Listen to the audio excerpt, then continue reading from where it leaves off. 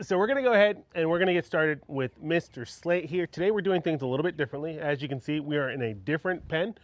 We opened up one of these panels to bring them over here. This pen doesn't have a half wall like the other pen does. And so that would help keep me protected so that while I was working with him, trying to put the halter on, you know, when we first started, he was striking a lot, he'd kick, he'd bite and try to come at you.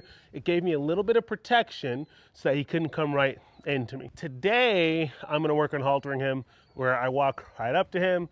I'm not gonna have the benefit of that half wall, and we'll see how he does. But for something like this isn't something that I'll do unless I feel pretty confident, pretty certain that my horse is ready to move to that next step so that I don't get hurt, especially with a horse that can be as aggressive as he is. So he just finished his breakfast. He gets soaked alfalfa and his nose is all full of that green alfalfa stuff there. But what I'm gonna do is I'm gonna go right to my initial cue, which has always been having him fall into my hand. And this is something that you'll hear me referring to over and over again. You can see he's a little cranky, he's pinning those ears back. But the idea here is I'm gonna pick up my hand here. I want him to fall into my hand. And I'm gonna add a little bit of pressure with my stick there.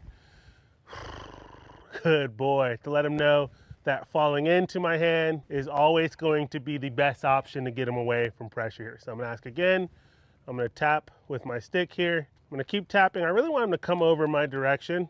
There, good boy. So now this time when I pick up my halter, if he moves away, good boy, I'm gonna go back to tapping until he comes into my hand. I'm gonna retreat there, yeah, good boy. I'm gonna pick up here. And so now I'm just gonna slide over his ears here. Good. And I'm gonna kind of just tuck my, my steady stick here, like kind of under my belt buckle here, my belt loop.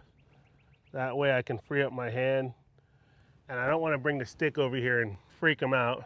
Good. And again, I really want him to be committed here and stay with me. Good boy. If he leaves, now I'll go back to my stick. That's why I keep it handy there. Good. I'm gonna go right back over to his ear. Okay. And I'm gonna tuck my stick back here. So I've got it handy. I'll come up over his ear here. And again, he can leave, but if he does leave, I'm gonna go back, good boy, to adding pressure. Good, oh, I love this. What a gentleman. Got all that stuff on your face, bud. This is a huge step for me to be able to do this and feel comfortable enough that he's not going to strike or come out at me. Now, he left me, so he's gotta come back. I want him to fall into my hand.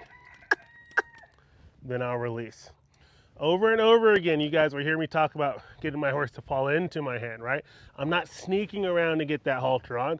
I've always had a high hand, and when he comes in, that hand goes away, because eventually that's gonna turn into getting them to, I'm gonna tap him here, when I pull on the rein, right? To come into my hand, to not be bracy, but to work with me. But this is a huge, huge step for him.